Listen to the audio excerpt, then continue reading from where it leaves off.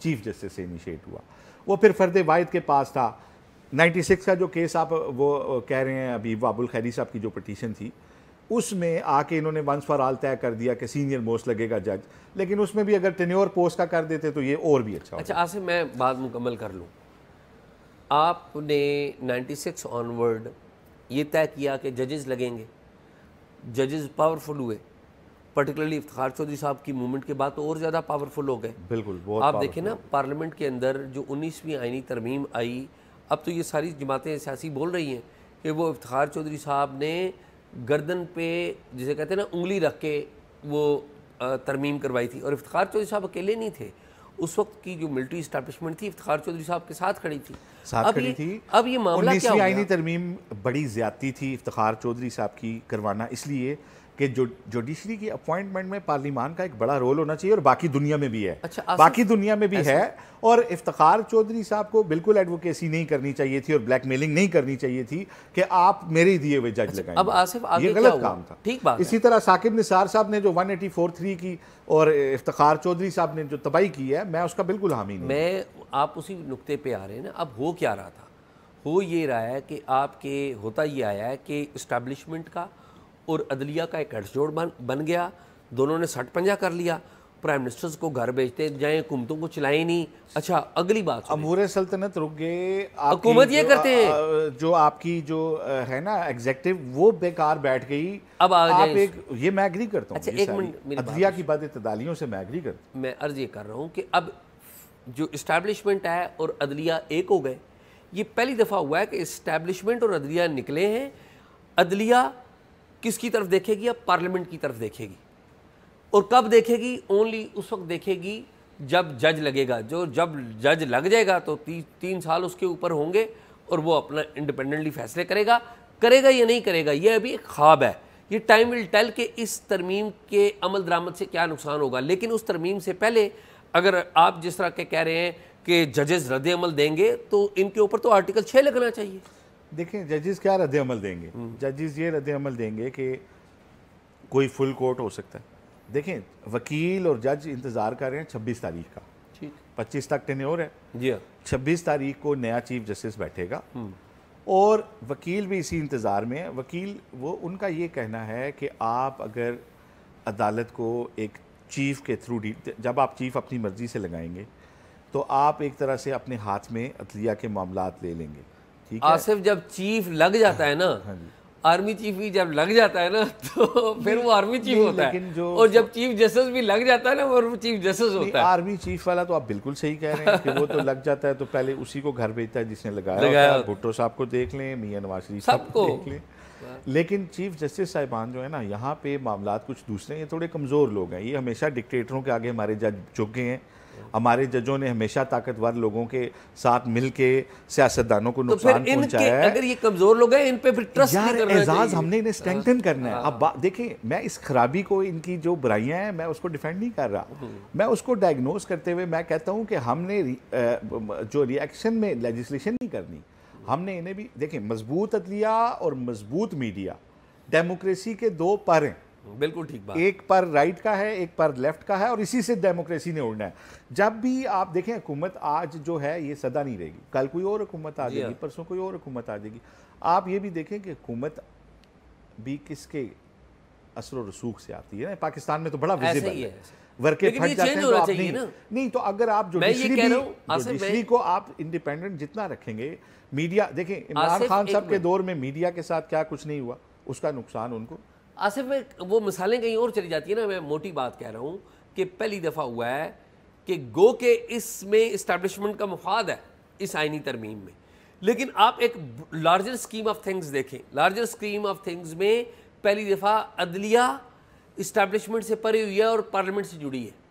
ये तो पार्लियामेंट को मानते ही नहीं है जज साहिबान, ये तो कानून उड़ा देते हैं, कॉन्स्टिट्यूशन अमेंडमेंट कर दे उड़ा देते हैं। ये कौन है? ये तो कॉन्स्टिट्यूशन को भी नहीं मानते। जजेस ने उन लोगों को नायल किया, उन एमएनएस को, सेनेटर्स को, जिन्होंने फ्लोर ऑफ दी, हालांकि वहाँ प्रोटेक्शन होती है जी हाँ, वहाँ उन्होंने कोई बात की, यहाँ पे 2 बोतल शराब पे भी डालते हूँ मैं उनकी बदइत्तेदालियों को बिल्कुल।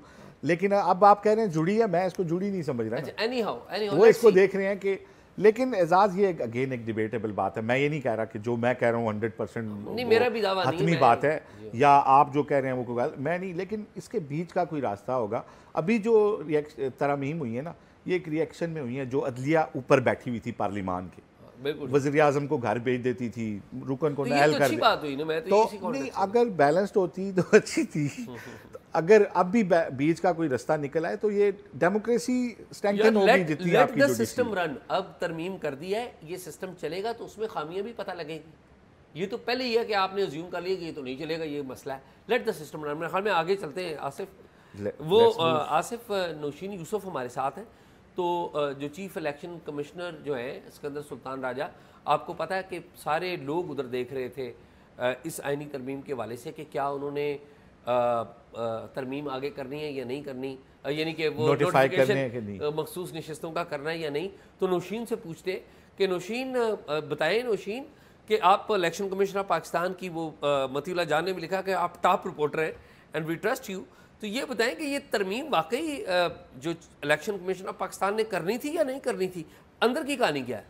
देखिए, वो जो मखसूस नशिस्तें थी जो कि मुअत्तल हुई हुई हैं, इलेक्शन कमीशन तो प्रिपेयर्ड था उनका नोटिफिकेशन करने के लिए, लेकिन ये पूरी बिल्कुल उसको फिर आमने सामने वो खड़ा हो जाता सुप्रीम कोर्ट के इस एक्ट से। तो एक टाइम दिया गया, उन्होंने फैसला तो कर लिया था क्योंकि इलेक्शन कमीशन के मुताबिक जो उनकी एक तो सिविल जो CMA है उनकी वो पड़ी हुई थी सुप्रीम कोर्ट के अंदर, काफी अरसे से पड़ी हुई, पेंडिंग पड़ी हुई है। दूसरा इलेक्शन कमीशन का ये है कि सुप्रीम कोर्ट खुद ही काफी बार अपने फैसलों में ये कह चुका है कि जब जो है कोई नई तरमीम अमेंडमेंट हो जाए तो नया कानून जो है वो लागू हो जाता है। इस तरह इलेक्शन एक्ट में भी तरमीम हो चुकी हुई थी।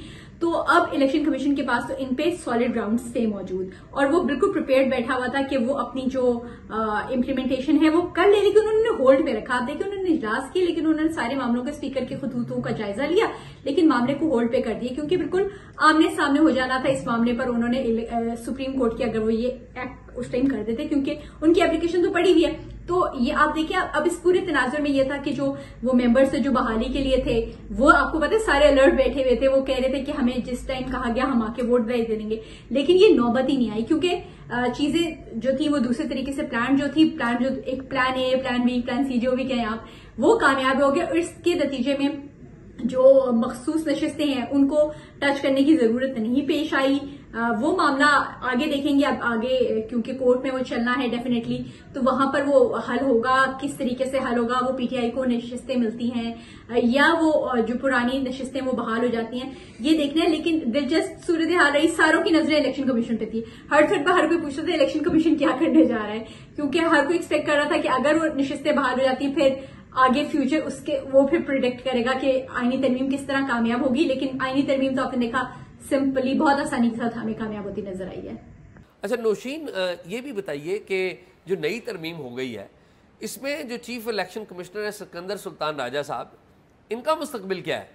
देखिए, इस तरमीम में सबसे इंपॉर्टेंट एक बात हुई है जो लोग थोड़ा सा ओवरलुक कर रहे हैं, वो है चीफ इलेक्शन कमिश्नर का ओहदा, क्योंकि आपको पता है उसके लिए कंसेंसस चाहिए होता है। बाकायदा चीफ इलेक्शन कमिश्नर मुशावरत के साथ कंसेंसस के साथ लगाया जाता है हमारे मुल्क में। लेकिन जब ये 5 इयर्स के बाद उनका टेन्योर खत्म हो जाता है और हमने माजी में देखा कि 2-3 बार यूं हुआ कि चीफ इलेक्शन कमिश्नर चले गए। रिसेंट बिल्कुल जो chief election commissioner Sikandar Sultan Raja है उनसे पहले भी ये ओहदा काफी अर्सा खाली पड़ा रहा क्योंकि कंसेंसस नहीं हो पा रहा था। लेकिन अब यह है कि जब तक नया चीफ नहीं आ जाता तो मौजूदा जो है वही कंटिन्यू करेंगे, यानी कि जो इलेक्शन कमीशन थोड़ा सा गैर फाल हो जाता है चीफ इलेक्शन कमिश्नर की अदम मौजूदगी में, कोई इंपॉर्टेंट क्वेश्चंस आ जाते हैं, इंपॉर्टेंट चीजों के ऊपर फैसले आ जाते हैं और 2 या 3 मेंबर्स रह जाते हैं। फॉर एग्जांपल जैसे हमने देखा था माजी में 2 मेंबर्स भी रह गए थे, तो फिर फैसला कैसे होगा? इत्तफाक राय तो हो नहीं सकता और झगड़ा आ गया तो फिर कौन फैसला कराएगा? तो आमतौर पर वो चीफ इलेक्शन कमिश्नर का उसमें एक बड़ा किरदार हो जाता था।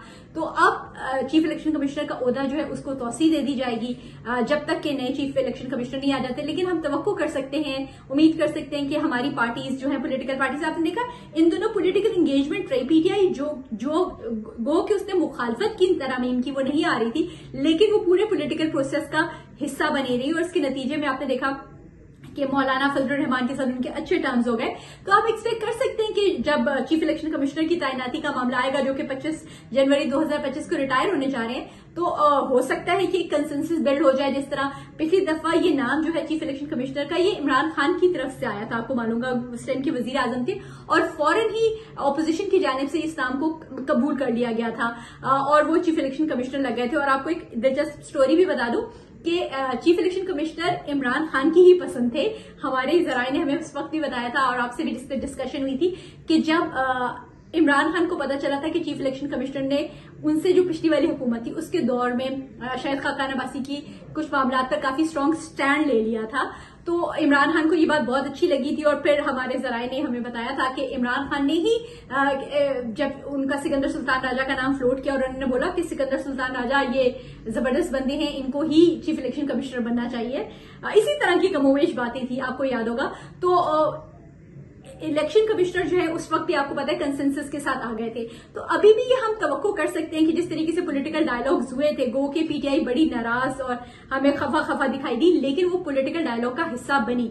तो एक्सपेक्ट कर सकते हैं हम कि अगला चीफ इलेक्शन कमिश्नर जो है वो मौजूदा के रिटायरमेंट से कबल ही आ जाए।